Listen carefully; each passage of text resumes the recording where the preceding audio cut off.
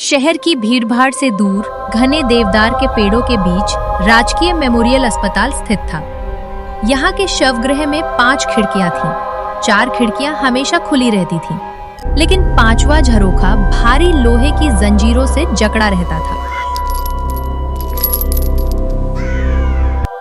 Doctor Ishani की यहाँ पहली पोस्टिंग थी। जब वो पहले दिन शवगृह का मुआयना करने पहुंची, तो उनकी नजर उस जंजीर से बंधी खिड़की पर पड़ी। उन्होंने उसे खोलने की कोशिश की, तभी पीछे से एक भारी आवाज आई।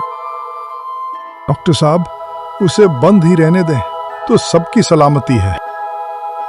वो माधव था। उसने बताया कि इस झरोखे के पीछे की हवा इंसानों के लिए नहीं है।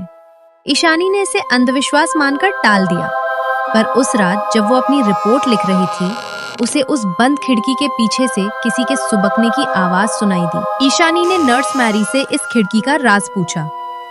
मैरी ने कांपते स्वर में बताया कि 5 साल पहले डॉक्टर खन्ना नाम के एक सर्जन यहाँ काम करते थे। वे विज्ञान के अलावा किसी चीज को नहीं मानते थे। एक रात उन्होंने चुनौती के तौर पर उस खिड़की की जंजीरें काट दी। उस रात मैंने डॉक्टर खन्ना को उस खिड़की के पास किसी अदृश्य साए से बात करते देखा था। उनके चेहरे पर डर नहीं, बल्कि एक अजीब सा सम्मोहन था। ठीक 10 दिन बाद डॉक्टर खन्ना की लाश उसी खिड़की के बाहर गहरी खाई में मिली। उनकी आंखों की पुतलियां पूरी तरह सफेद हो चुकी थीं। अगले दिन ईशानी ने अस्पताल के पुराने रिकॉर्ड खंगाले। उसे पता चला कि 10 साल पहले अनामिका नाम की एक मेडिकल छात्रा यहाँ इंटर्नशिप कर रही थी। अस्पताल के ही कुछ प्रभावशाली लोगों ने एक हादसे में उसकी जान ले ली और मामले को दबाने के लिए उसकी पहचान मिटाकर उसे बेवरस घोषित कर दिया।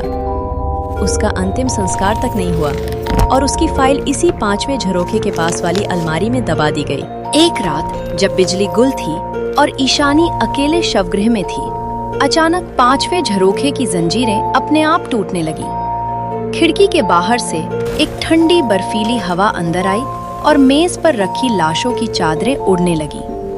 ईशानी ने देखा कि खिड़की के पास एक धुंधली आकृति खड़ी है, जिसके गले में एक पुराना स्टेथोस्कोप लटका है, वही जो अनामिका का था। ईशानी डरी नहीं, बल्कि उसने साहस जुटाया और कहा, मैं जानती हूँ तुम्हारे साथ अन्याय हुआ है। मैं तुम्हें न्याय जरूर दिलाऊंगी। उसने डॉक्टर सान्याल पर दबाव बनाया और पुलिस की मदद से अनामिका की फाइल दोबारा खुलवाई। जांच में उन दोषियों के नाम सामने आए जो अब ऊंचे पदों पर थे।